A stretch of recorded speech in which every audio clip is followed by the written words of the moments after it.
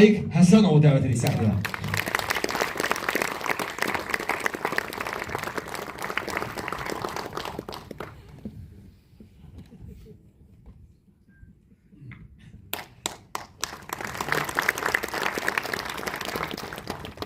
Aziz dostlar, hörmətli qonaqlar, mən bugün sizin burada iştirak etdiyiniz üçün öz minnətdarlığımı, təşəkkürümü bildirirəm. Belə filmin göstərməsi məni də doğrudan çox böyük təsir bağışladı. Çünki film ümumiyyətlə Azərbaycanın şahmat tarixindən gedir və mənə xoşdur ki, o filmdə mən iştirak edib bütün Azərbaycanda olan turnirləri, oyuncular, şahmatçıları hamısını mən görmüşəm. Və mən qürur hiss edirəm ki, mən doğrudan da əməyimlə nəsə Azərbaycan şahmatına vermişəm. Və mən onu demək istərdim ki, bugünkü bizim şahmatımız, yəni Azərbaycan hal-hazırda dünyanın ən qabaqda gedən ölkələrindən biridir. Elə yarış yoxdur ki, orada Azərbaycan şahmatçıya yarışdıraq, onu bir hörmətlə qəbul etməsinlər. Əlbəttə, bu çox sevindirici haldır. Və mən bir daha bugünkü günün şahmatını getdikdə, onu demək istəyirəm ki, bu günləri bizim federasiyanın ilin sonunda hər olduğu kimi yekun iclası keçirildi və ilə yekun vuruldu, şahmatı yekun vuruldu. Gənclər İdman Naziri Fərid müəllimlə bir yerdə. Və bu ilki bizim göstərişlər, nailiyyətlərimiz məni çox sevindirdi. Ona görə ki, uzun illərdir ki, belə bir iz keçirmirdim. Yəni, şahmatçılarımız ildən ilə bizi sevindirir. Və bu illəri dediyim kimi ən məhsuldar il olmuşdur. Yəni, elə bir ay bundan əvvəl bizim qadın şahmatçılarımız Dinar şəhərində, gördüyünüz həmən Dinar şəhərində dünya çempionatında, komanda yarışında iştirak edirdilər və ikinci yerə gümüş medalına sahib oldu. İlk dəfədir tarixdə Azərbaycan şahmatçıları ikinci yerə çıxmışdır. Və mən elə gəlir ki, bunun hələ gələcəyi çox olacaqdır. Və bu komandanın mən heç vaxt üzvlərini bir-birindən ayırmıram. Çünki komanda həm hansı lövhədə oynasın, bizdən ötəri yeganə komandadır. Lakin mən bir oyuncunun xüsusilə qeyd etmək istəyirəm. Bu qanundan kənar çıxaraq. Mənə elə gəlir ki, bizim qızlarımız heç də inciməz. Bu Ülfiyə Fətəliyevadır. Ülfiyə bir illərdə Avropa çempionu olmuşdur. Qadınlar arasında bu tarixdə ilk Azərbaycanlı qadındır ki, Avropa çempionu olur.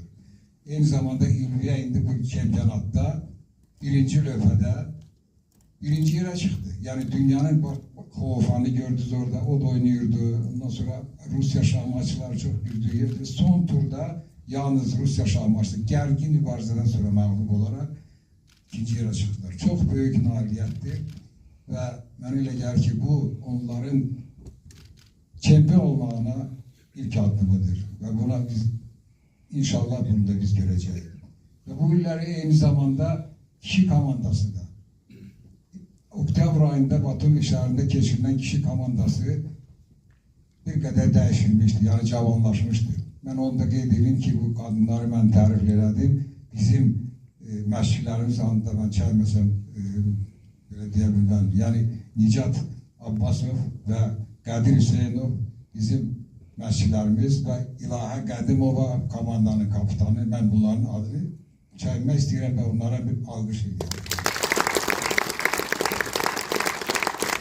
Dediyim kimi 2 ay əvvəl Batumi'də keçirilən Avropa çempionu, komanda çempionatında ilk dəfə idi ki, bizim kişi komandası artıq gənc şahmatçılarla əvəz olunur. Yəni güclü şahmatçılarımız komandanın əsas heyətindən üzvü olan Teymur Rəcəbov və 3 qat Avropa çempionu birisi onlar, həm Teymur, həm Şəhriyar, həm Qədir, həm Rauf, həm Eltac bizim hamı tanıyır bunları. Müşkat komanda yarışları. Qədir Hüseynov da öz deməli biliyini indi hemen bu kadın komandasına verdi ve nəticə də çox yaxşı oldu. Və onu da qeyd eləmək istəyirəm ki, bizim qabaqçı şahmatçılarımız, eyni zamanda Teymur Rəcəbov, Şəhriyar Məmmədiyarov hər il federasiyanın təşkil etdiyi gənclərlə təlim məşq toplanışı keçirir. Yəni onlar öz biliyini, şahmatının öz şahmat biliklərini gənc şahmatçılara verirlər. Və bu da çox sevindirici haldır. Çünki gələcək nəsildə onların rəhbərliyi altında böyüyürlər. Və nəhayət bu illəri bizim gənc şahmatçılarımız da, yəni hər il Avropa Dünya Çempionatında iştirak edən şahmatçılarımız da bizi yine sevindirdilər.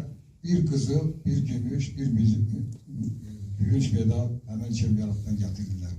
Ve qızıl medalın sahibi bizim yeni ulduzumuz, ben bu sözleri işte çekinmeden deyirəm, Əhməd Xaqandır.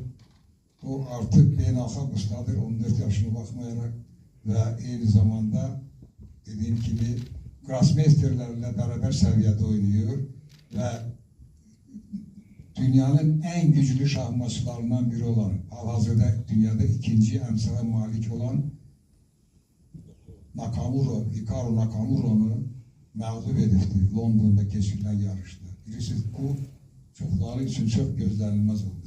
Onu deyir ki bizim bu şahmatçının çok parlak geleceği var. Ve aynı zamanda bu illeri bizim Ayhan Allahverdi var. Dünya Çempionatında 20 yaşların Dünya Çempionatında en güçlü yarış hesap olunur 20 yaşların. Burada o Ayhan ikinci yere çıkarak gümüş medalın sahibi oldu. Ve nihayet ilin sonunda bu yakınlarda Türkiye'de böyle bir yarış başa çatmıştı. Bu da yeni yaranan Türk Ülkeleri Asosiyasyası ilk yarış idi ki böyle bir turnuva keçirir genç balaca uşaqların. Orada da biz qələbəylə, yani birinci yerlə qayıtdıq. Bax bunlar hamısı məni sevindirir. Ona göre ki ben ömür boyu şahmatda olmuşam ve belə nəticələri indi görürəm ki bizim Azərbaycan şahmatı her il öz nailiyyətlərini artırır ve inşallah elə olacak ki biz dünya çempiyonluğu, şahsi dünya çempiyonluğu Azərbaycanda görəcəyik. Bir daha sağ olun.